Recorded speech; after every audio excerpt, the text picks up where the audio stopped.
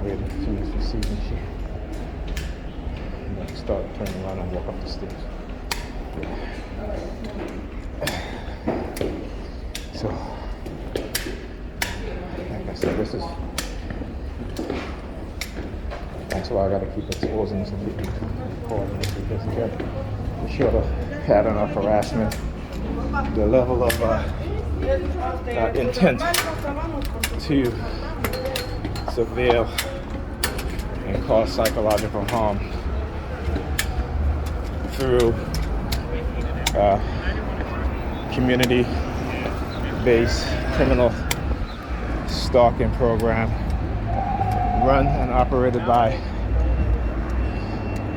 the New York Predator Department and some of its serial predators and serial killer officers. Right? Like I said, I knew. See, they didn't show up in the train station, and they waited till they had one of their perps on the train. The white woman dressed all in black. When she see that I wasn't recording, she got up, walked to the train window, staring at me. When I took up my phone and started recording, she went back to sit down. And when she got up, that's where I noticed, I saw the two officers coming out of the train. Now the train had pulled into the station and was just waiting there, right? Because that train is the express train, so they usually wait at that stop for at least a good few minutes. So they were on that train, and it wasn't until she got up and walked towards me, she was inside the train staring at me through the train window, that the two officers in the next train down got out of the train. So that was their signal, to see if I was recording or not. You understand? So I understand how they operate. And then what they'll do now is start staring at my head as if, like I said, this shit is so funny. I've been going through this, I've been being put through this for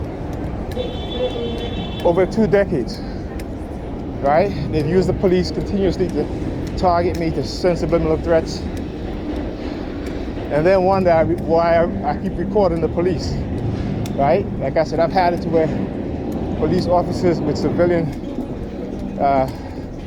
perps, okay, as the TF in California said, snitches turn bitches for the state, will literally put their hands on their weapon when they see me, okay? Now, as a black man, I don't know about any other group of people, but as black men, we know how these police officers love to draw their gun and kill black men. Okay, I was just talking about that video. Again, you had the black police officer didn't draw his gun, and he was the senior, right? So he was the, the defer in those situations.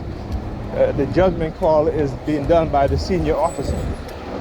So the veteran officer was he had like almost 2 decades on the job, and the white officer had like 3 or 4 years, 2 or 3 years on the job. The black officers told him, "You don't need your gun, put your gun away." What did the white officer do? Ignore the senior officer and kill this black man. Again, it just goes to show you. And the man was standing in his apartment. He has every right to hold a knife in his apartment, particularly when the cops come without any sort of concern, because you called the fire department or 911 because of a fire, not because a crime was being committed, or anything like that. And you can see them, knocking, kicking down his door to get in. And he's asking, "Why are you here? The fire department already came." But like I said, when things like that happen, it's what I call sacrificial killing. Okay? Under the circumstances, if you look at the entire video, you'll see what I'm talking about. When it just doesn't seem right. right? It does not seem right the way these things happen. Like I said, you got to look at these things from a broader aspect, from a deeper understanding. All right.